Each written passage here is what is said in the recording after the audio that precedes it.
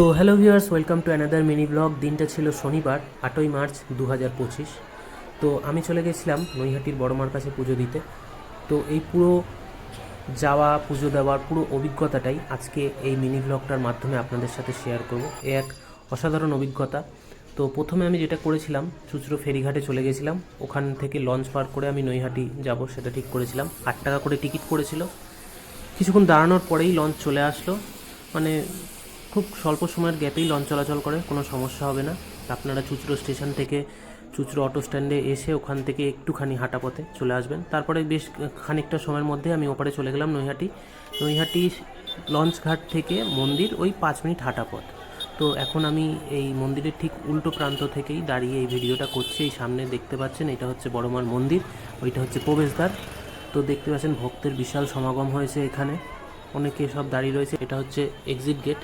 তো আমি মন্দিরের ঠিক অপর প্রান্তেই একটা দোকান থেকে ডালা নিয়ে নিয়েছিলাম। এখানে ডালা আপনার 50 টাকা থেকে শুরু হয়, 100 টাকারও আছে, আরও বিভিন্ন প্রাইসে রয়েছে। তো বিশাল বড় লাইন। তো আমি প্রায় ওই 10টা নাগাদ লাইন দিয়েছিলাম।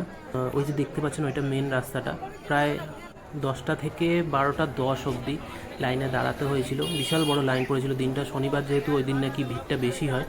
আর এই রাস্তার ওই লাইনে দাঁড়ানোর আশেপাশেই এরকম অনেক দোকান রয়েছে যেখান থেকে আপনারা এরকম সব ছবি, ডালা এইসব তো যাই হোক, তার কিছুক্ষণ পরে আমি ঢুকতে পারলাম এত ভিড় ঠেলে।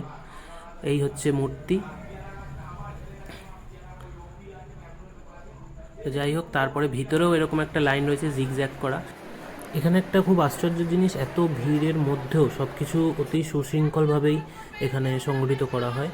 তো ফাইনালি 2 ঘন্টা 10 মিনিট মতো লাইনে দাঁড়াবার পর আমি মাকে পুজো দেওয়ার সুযোগ পেলাম।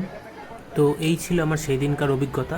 যদি ভিডিওটা ভালো লেগে থাকে অবশ্যই একটা লাইক দেবেন আর চ্যানেলটাকে সাবস্ক্রাইব করবেন।